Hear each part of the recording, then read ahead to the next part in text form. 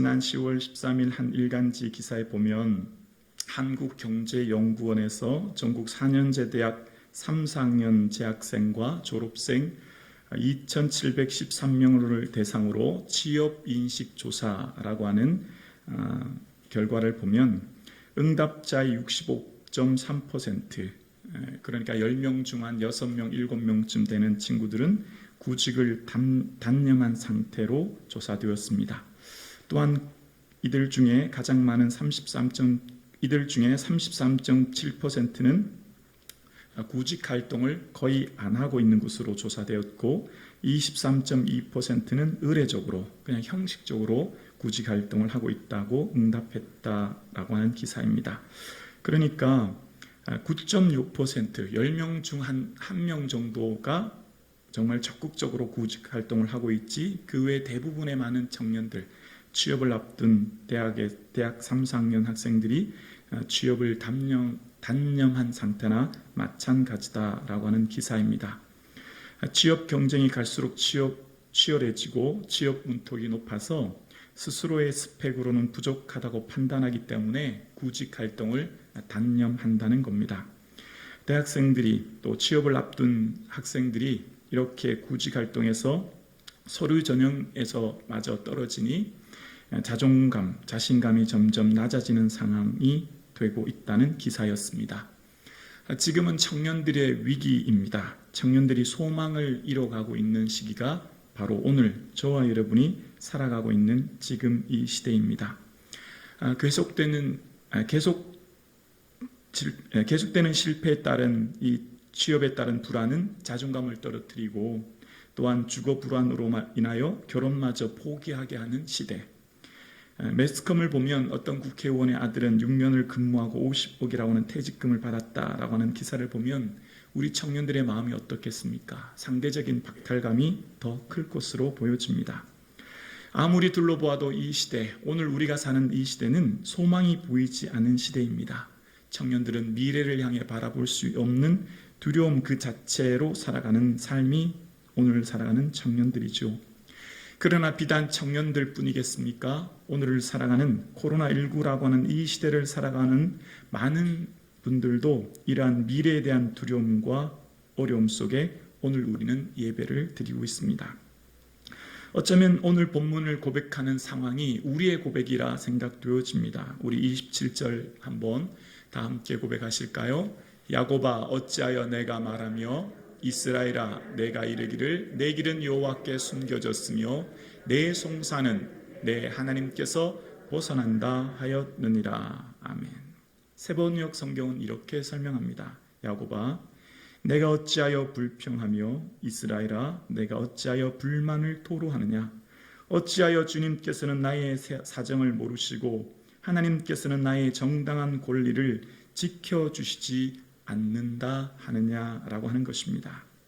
바벨론 포로로 인하여 그들의 시간이 점점 회복의 시간이 기미가 보이지 않고 고난의 시간이 점점 길어지자 많은 이들이 바벨론 찬란한 문화에 동화되어 살아가기 시작합니다. 그곳에서 태어난 아이들은 모국어를 잊어버린 채 바벨론 언어에 익숙해지고 그 문화에 익숙하여 그 우상을 섬기는 모습으로 살아갑니다. 하나님의 백성이라고 하는 이스라엘, 그들이 왜 이러한 삶을 살아야 하는지 비참한 삶을 하루하루 살아가고 있고 시간이 흘러도 소망이 보이지 않은 그들은 하나님 앞에 이렇게 하소연합니다. 주님, 나의 사정을 모르고 계시죠. 하나님, 나의 정당한 권리를 지켜주지 않고 계시죠 라고 하소연하고 있는 본문이 오늘 본문입니다. 2500년 전 바벨론의 포로로 끌려간 이스라엘 백성들의 고백뿐만 아니라 어쩌면 오늘 예배드리시는 저와 여러분의 고백인지도 모르겠습니다. 아무리 생각해 보아도 풀 수 없는 난제, 하나님 앞에 엎드려 간구하고 기도하고 나아가지만 해결되지 않은 이 문제 때문에 우리는 스스로가 이렇게밖에 하소연할 수 없는 상황입니다. 내 형편을 하나님께서는 관심조차 두고 계시지 않는다라고 하는 마음, 하나님께 기도하여도 응답이 없다라고 하는 절망감, 언제까지 이 고통이 계속될지 모른다고 하는 불안감 때문에 홀로 울 때가 너무나 많고요. 끝이 보이지 않은 터널 때문에 언제입니까? 라고 하는 하소연 속에 내 눈물이 주야로 내 음식이 될 때가 한두 번이 아닌 것을 우리는 경험하게 되어집니다. 이러한 상황은 분명 영적인 위기 상황입니다. 신앙의 뚝이 무너져 내려 찬양도 은혜가 되지 않고 기도가 막히고 말씀이 귀에 들리지 않은 신앙에 대한 열정이 점점 식어가고 있는 시기가 바로 이러한 시기입니다. 옛날에 그토록 좋던 찬양도, 옛날에 그렇게 기쁘게 예배 드렸던 예배도 이제는 더 이상 감동과 감격이 사라져 버렸습니다. 영적으로 피폐해진 내 삶은 더 이상 하나님께 나아가기조차 어려운 상황이 바로 이러한 상황이 되었지요. 그래서 내 길은 여호와께 숨겨졌으며 내 송사는 하나님께 벗어난다라고 하는 고백. 그래서 어쩌면 이러한 삶이 계속될 때 차라리 그냥 이대로 내 삶이 끝났으면 좋겠다. 이대로 그냥 천국 갔으면 좋겠다라고 하는 절박한 고백이 나올 때가 우리는 있음을 경험하게 되어집니다.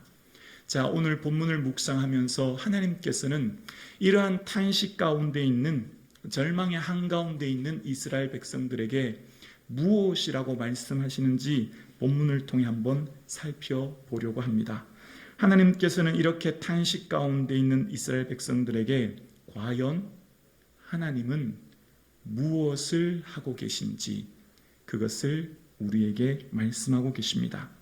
하나님은 오늘 이사야서 40장 전체를 통하여 설명하시는데요, 그 하나님의 하시는 일을 1절부터 설명하기 시작하십니다. 우리 먼저 1절 한번 고백하실까요?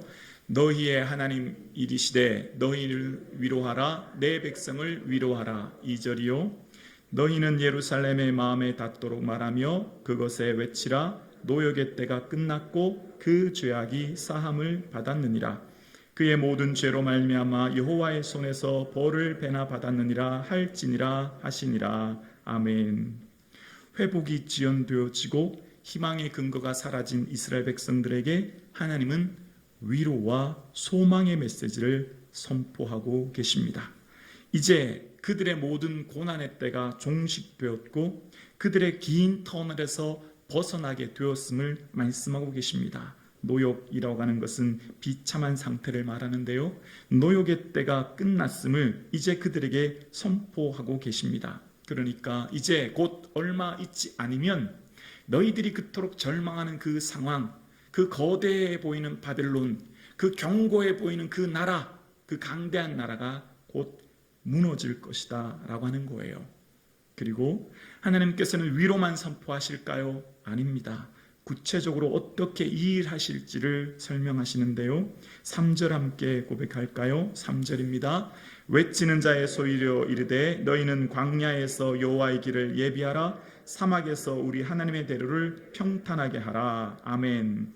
바벨론에서 이스라엘 예루살렘으로 돌아오는 이스라엘 백성들을 인도하실 때 하나님께서는 그 앞길을 여시며 사막에 길을 내시고 험난한 산악을 평탄하게 하시고 골짜기를 도두어 메우셔서 그 이스라엘 백성들이 올 수 있는 길을 하나님께서 친히 구체적으로 본인이 행하시겠다 말씀하고 계세요.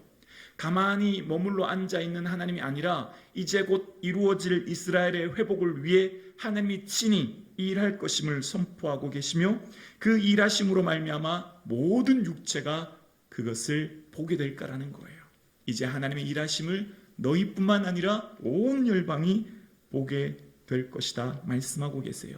그러면서 내가 너희들을 위해 이러한 일을 할 것인데 너희들 다시 한번 기억해라. 너희는 어떤 존재인지 기억하라는 거예요.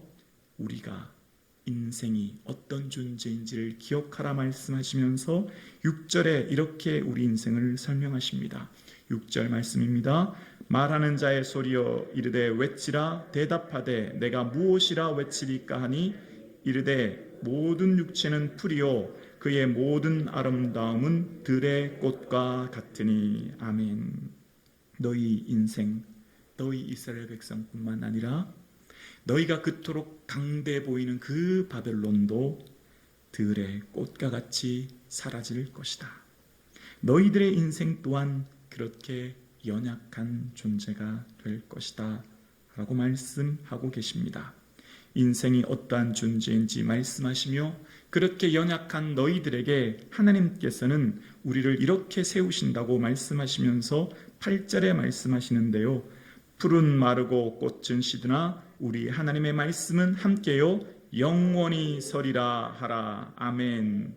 우리에게 영원한 하나님 말씀을 주어 서리라 라고 하는 것은 일으켜 세운다는 뜻입니다. 회복시키신다는 뜻입니다. 덧없는 인생을 하나님께서 회복시켜 이끌어 주신다는 거예요. 덧없는 인생, 풀과 같은 연약한 인생, 훅 불면 넘어지는 안개와 같은 이 연약한 입김과 같은 인생을 붙드시사 영원한 하나님 자녀로 인도하여 주시고 그들을 이끄실 것이다 라고 말씀하시면서 너희들이 그처럼 연약한 존재인데 너희들이 너희들 스스로를 위해 할 수 있는 일이 아무것도 없는 그처럼 연약한 인생이 너희인 것을 기억하라. 그러면서 하나님께서 내가 너희들을 위해 이런 놀라운 일을 행하는 하나님이야 라고 하시면서 하나님의 놀라운 역사를 12절에 설명하고 계세요. 12절 말씀 함께 고백할까요? 누가 손바닥으로 바닷물을 헤아리었으며 뺨으로 하늘을 쟀으며 땅에 티끌을 되에 담아 보았으며 접시 저울로 산들을 막대 저울로 언덕들을 달아 보았으랴. 아멘. 얘들아, 나는 이 땅을 창조할 때 이 땅에 있는 모든 바닷물과 하늘 땅을 정확하게 측정하고 재어 내가 창조하였다. 오늘 본문에 보면요, 대다, 재다, 달다라고 하는 것이 모두가 다 길이나 무게를 재는 측정하는 용어지 않습니까? 접시 저울, 막대 저울이라고 하는 것은 측량 도구지 않습니까? 하나님이 이 땅을 창조하실 때 하나님의 정확한 계획대로 창조하시고 그 계획대로 만드셨음을 말씀하고 계시는 거예요. 그러면서 누가 손바닥으로 바닷물을 헤아릴 수 있느냐? 누가 그 뺨으로 하늘을 잴 수 있느냐? 누가 땅에 티끌을 되에 담을 수 있느냐? 누가 접시 저울로 산들을 막대 저울로 언덕들을 달아볼 수 있느냐? 라고 질문하십니다. 너희들은 너희들의 생각으로 할 수 있는 것 아무것도 없지? 나는 너희들을 위해 이처럼 놀라운 일을 행하는 하나님이야 라고 말씀하고 계신 거예요.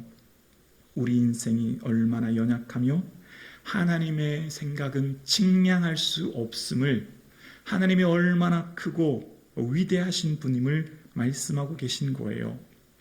하나님께서 온 우주 만물을 창조하셨고 인간의 지성과 지식의 한계로 이처럼 하나님의 크신 계획을 다 깨닫지 못하는 연약한 자임을 기억하라고 말씀하시면서 하나님께서는 이 땅에 창조한 모든 것들을 한마디로 요약해서 15절에 이 땅 세계에 대해서 이렇게 말씀하세요. 15절 함께 고백하실까요? 15절입니다.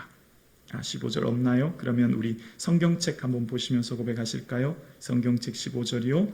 보라, 그에게는 열방이 통에 한 방울의 물과 같고 저울의 작은 티끌 같으며 섬들은 떠오르는 먼지 같으리니. 아멘. 열방이, 온 세계가, 온 우주가 하나님은 통에 물방울처럼 작은 물방울 하나와 같다는 거예요. 우리 눈에 보이지 않은 작은 티끌 같은, 저울에도 닿을 수 없는 작은 티끌이 하나님께서 창조하신 이 우주 만물이라는 거예요. 이 모든 것을 하나님께서 친히 만드셨고 그 만드신 것이 우리 보기에는 위대하고 대단해 보이지만 하나님께서 보실 때는 한 방울의 물과 같고 작은 티끌과 같은, 먼지와 같은 것이 이 세상이다 라고 말씀하고 계세요. 그래서 하나님께서 나를 누구와 비교하며 나를 누구와 동등되게 하겠느냐? 누가 이 모든 것을 창조하였나 보라 라고 말씀하고 계십니다.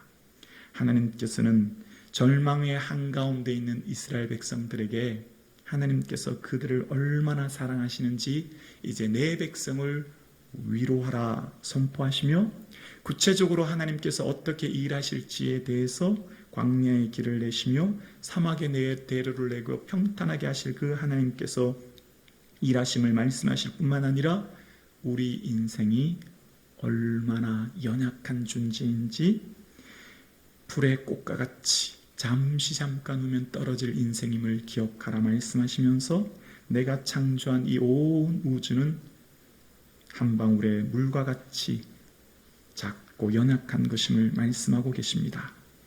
하나님께서는 영원하신 그 하나님께서 땅끝까지 창조하신 하나님이라고 오늘 본문 28절에 설명하고 계십니다. 여러분, 지금 내 삶이 힘들고 지치고 연약할 때 내가 아무리 생각해도 내가 만난 이 난제 풀 수 없고 해결할 수 없고 왜 이 문제를 만나게 해주셨는지 도저히 깨달을 수 없을 때 내 생각으로 판단하고 결정하고 절망할 것이 아니라 하나님이 얼마나 위대한지를 바라보고 측량할 수 없고 헤아릴 수 없는 그 하나님의 계획과 그 놀라운 은혜를 기대하며 바라보라 말씀하고 계세요. 그래서 하나님께서는 피곤한 자에게 능력 주신다 말씀하십니다. 피곤하다는 뜻은요, 녹초가 되다라는 뜻이에요. 중노동으로 지치다라는 뜻이에요. 지치지 않는 이 땅의 사람들 누가 있을까요? 요즘 꼬마아이들도 보니까 학원 가고 학교 마치고 학원 가고 얼마나 바쁜지 몰라요.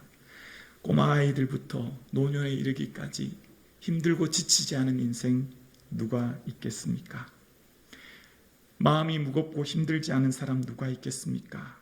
염려와 근심 없이 사는 인생 누가 있겠습니까?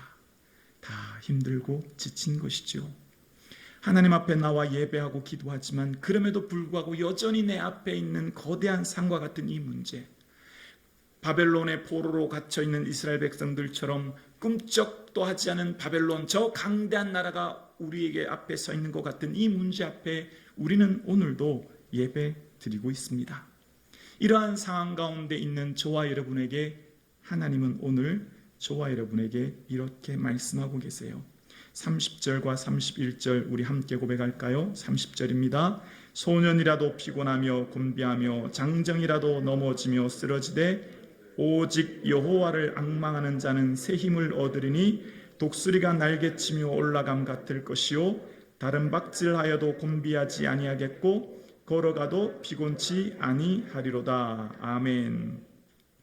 오직 여호와를 앙망하는 이라고 하는 앙망이라는 뜻의 카바의 원어의 뜻은 꼬아서 묶다라는 뜻이 있어요. 꼬아서 묶다.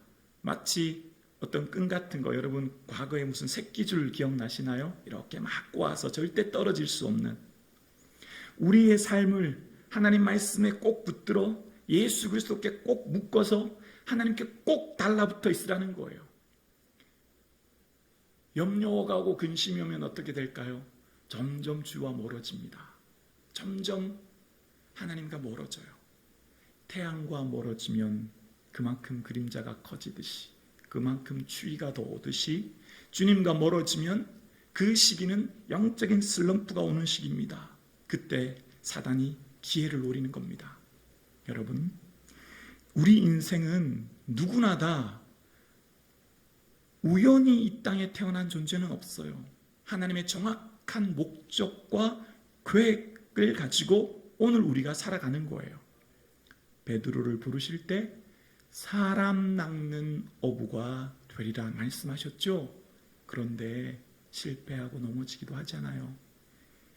믿음 없고 연약하여 나 물고기 잡으러 간다 말하잖아요. 그러나 주님 포기하지 않습니다. 하나님 택한 백성 결코 포기하지 않습니다. 다시금 찾아가서 말씀하시죠. 내 양을 먹이라 말씀하시고 내가 나를 사랑하느냐 묻습니다. 자, 보세요. 베드로에게 하나님 일 맡기시려면 너는 저들을 사랑하느냐? 너는 저 이스라엘 백성들 사랑하느냐 물으셔야죠. 그게 맞지 않습니까? 그런데 베드로야, 너는 날 사랑하니 묻고 계세요. 여러분, 사람들을 바라보면 살아갈 수가 없어요. 사람들은 상처받고 고통스럽고 힘들게 해요. 우리 인생을 오직 예수 그리스도만 바라보아야 합니다. 예수 그리스도 바라보고 나가야 합니다. 사역을 하면서도 이 말씀 묵상하면 그렇습니다. 물론 성도님들 다 사랑이 많으시고 다 감사하지만 어떨 때는 성도님들 바라보면 지치고 힘들 때도 있어요. 그래서 주님은요, 베드로야 날 사랑하니? 라고 물으셨어요. 세상 사람 사랑하니 묻지 않으셨어요. 여러분 인생에 승리하는 비결이 뭘까요? 예수님 사랑하는 거예요. 예수님 사랑하고 예수님 붙들고 예수님께 나를 꼭 묶어 매는 거예요. 앙망하는 자, 주님께 나를 꼭 묶어 매면 주님 앞에서 새 힘 주신대요. 새 힘이라고 하는 힘의 원어는요, 확고하게 하다라고 하는 원어의 뜻이 있어요. 확고하게 하다. 하나님께 나를 꼭 붙들어 매면 나를 왜 부르셨는지 알게 되는 거예요. 인생의 목적이 명확해지는 거예요. 확고해지는 거예요. 하나님 앞에서 멀어지면, 예수 그리스도로부터 내 인생이 멀어지면 흐려지기 시작합니다. 인생의 목적이 흐려지게 되고 삶의 의미가 흐려지게 되어지고 하루하루 살아가는 삶의 기쁨이 사라지게 되어지고, 내 인생이 이대로 끝났으면 좋겠다 생각되어져요. 점점점 흐려지게 되어집니다. 어부로 부름받은 베드로였지만 사람 낚는 어부가 되리라 말씀하셨고, 그는 끝끝내 주께서 부르셨고 성령의 능력의 임재와 함께 하나님의 놀라운 역사를 이루셨어요. 오늘 예배드리시는 사랑하는 성도님, 내 삶이 무의미하다고 느껴지십니까? 나는 쓸모없는 연약한 존재라고 느껴지십니까? 내 삶이 무엇 때문에 사는지 모르겠다고 회의가 드십니까? 그렇지 않습니다.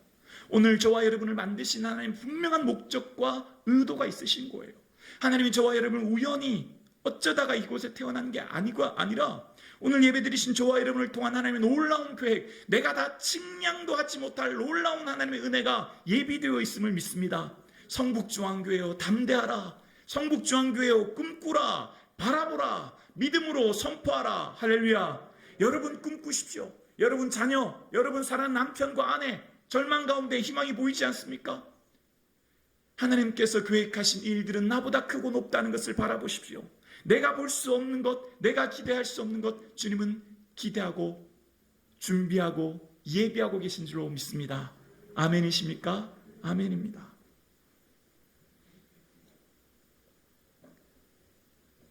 제가 오랜만에 유머를 하려고 합니다. 재미없어도 웃어주세요. 거북이가 목을 쭉 빼고 다리를 쭉 뻗어서 한 발 한 발 내디디면서 인천에서 서울을 향해 갑니다. 한 발 한 발 하루 이틀 가는데 한참 가다 보니까 옆에 지렁이가 막 가는 거예요. 꿈틀꿈틀 가는. 지렁아, 너 어디 가니? 나 지금 서울 가. 그래? 그럼 너 내 등에 타. 내가 태워줄게. 내가 지렁이가 좋다고 등에 탔습니다. 얼마나 좋아요. 가만히 있으니까 그냥 쭉 가죠.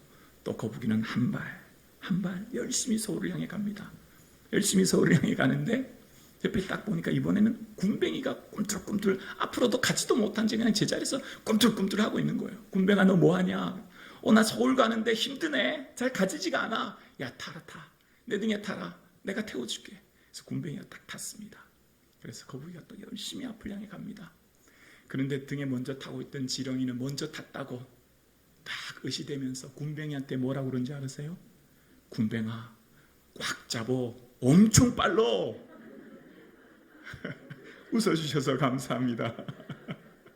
군뱅아, 꽉 잡어. 엄청 빨로. 다 자기 생각대로 경험대로 판단하는 거예요. 자기가 경험해보지 못한 것, 자기가 알지 못하는 것은 부정하는 시대. 내가 경험해야만, 내가 알아야만. 과학이란 게 뭡니까? 이론이란 게 뭡니까? 실험, 관찰, 증명돼야 이론으로 확립되고 그 과학을 믿는 시대입니다. 그러나 우리는 과학을 넘는 초이성을 우리는 믿습니다. 과학이 다 알지 못하는 하나님 나라, 과학이 다 알지 못하는 저 천국이 있음을 믿습니다. 여러분, 하나님 우리가 어떻게 다 측량할 수 있겠습니까? 바닷물을 손바닥으로, 하늘을 뺨으로 어떻게 죄일 수 있겠단 말입니까? 하나님이 여러분을 향한 놀라운 계획과 준비를 바라보고 소망할 수 있기를 주의 이름으로 축원합니다. 성북중앙교회여, 바라보라, 꿈꾸라, 믿음으로 선포하며 나아가라. 지금의 자리에 가운데 염려하지 마시고 두려워하지 마시고 근심하며 낙심하지 마시고 내 삶의 자리가 어떠하든 내 삶의 자리가 얼마나 힘들고 어렵든 하나님 절대 여러분 버리지 않습니다. 여러분 망하게 내버려 두지 않으세요. 그분이 어떤 분인데요? 역사를 주관하시며 창조의 주관자 되신 아버지 하나님이 내 하나님이신데요. 내 아버지신데요. 그분이 오늘 우리와 함께 하심을 믿을 수 있기를 주의 이름으로 축원합니다. 소화기 하나가 소방차 10대보다 낫다라는 말이 있습니다. 화재가 나면 촉이 빨리 불을 끄는 게 아무리 많은 소방차가 오는 것보다 촉이 지나야 하는 것이 더 유익하다는 말이죠. 내 삶에 우울한 생각, 불안한 생각, 염려의 생각이 들어오면 촉이 길목을 차단해야 됩니다. 그 생각이 오면 바로 싹쓸 잘라야 됩니다. 돌아서야 합니다. 생각을 전환시켜야 합니다. 누구나 다 두려움과 염려가 파도처럼 밀려옵니다. 덫과 같이 우리의 삶에 펼쳐집니다. 그럴 때 생각을 전환해야 합니다. 뭐 해야 될까요? 말씀을 기억해야 되는 것입니다. 너는 알지 못하느냐, 듣지 못하느냐, 이미 말씀 듣고 있었지요, 알고 있었지요. 많이 묵상하고 들었던 말씀을 기억하는 거예요. 여호와의 말씀을 주야로 묵상했던 그 말씀을 기억하는 거예요. 두려움이 밀려오고 염려가 밀려올 때 가만히 있으면, 무방비 상태로 있으면 뚝이 무너지는 거예요. 그냥 휩쓸러 가는 거예요. 그때 생각의 방향을 전환해야 합니다. 우리에게는 무기가 있어요. 무기. 사단과의 싸움, 영적인 전쟁, 생각의 공격으로 승리할 수 있는 무기는 말씀이에요. 말씀의 검을 주시는 거예요. 두려워하지 말라, 내가 너와 함께함이니라. 놀라지 말라, 나는 내 하나님이 됨이라. 내가 너를 굳세게 하리라. 참으로 너를 도와주리라. 참으로 나의 의로운 오른손으로 너를 붙들리라. 할렐루야. 하나님 그냥 두지 않으십니다. 두려워하지 말래요. 마음을 강하게 하고 담대히 하래요. 말씀으로 내 생각을 전환하는 거예요. 그래서 이 뚝이 무너지지 않도록 말씀으로 지키는 거예요. 그래서 그 염려와 두려움의 생각이 내 마음에 싹 트지 못하도록 이겨내는 것입니다. 오늘 사랑하는 성도님, 우리의 삶 가운데 두려움과 염려와 근심 없는 인생이 누가 있겠습니까? 다 어려움과 문제가 있지요. 그때 우리의 최고의 비밀 병기인 말씀을 붙들어야 합니다. 말씀으로 내 생각을 전환시켜야 합니다. 말씀을 생각하고 묵상해야 합니다. 말씀은 마치 손바닥과 같아서 앞면이 말씀이라면 뒷면은 기도로 지장되어 있습니다. 우리의 손바닥이 앞면과 뒷면이 있듯이 말씀 묵상하는 자는 또한 반드시 기도가 나오게 되어 있습니다. 앞면과 뒷면처럼 말씀을 묵상하기 시작해 보십시오. 또한 기도가 나옵니다. 하나님, 저 너무 힘드네요. 가슴 아프네요. 고통스럽네요. 도와주세요. 기도가 나와요. 말씀을 묵상하기 시작해 보세요.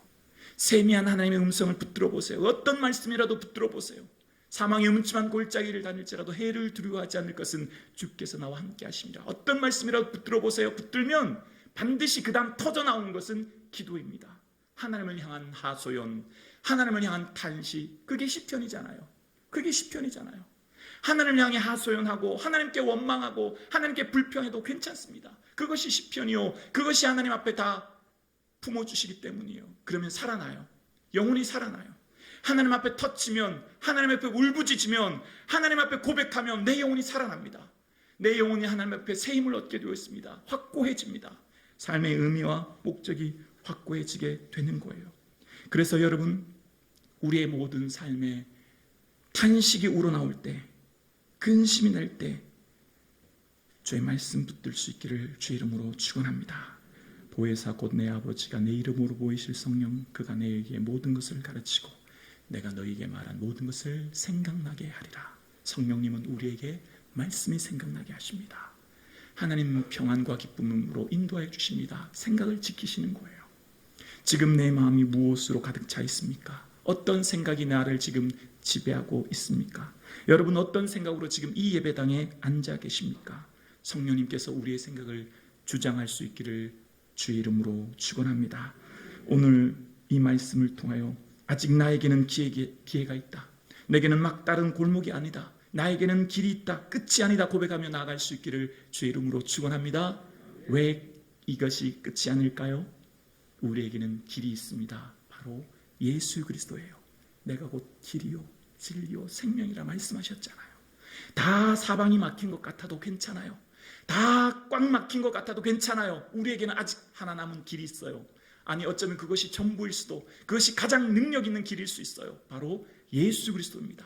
예수 그리스도를 붙들 수 있기를 주의 이름으로 축원합니다. 길 대신 예수 그리스도 붙들면 승리합니다. 이깁니다. 반드시 살아나게 되어 있습니다. 여러분, 독수리가 아무리 먹을 것이 없다고 굶어도 바닥을 기어다니면서 먹을 것을 찾지 않습니다.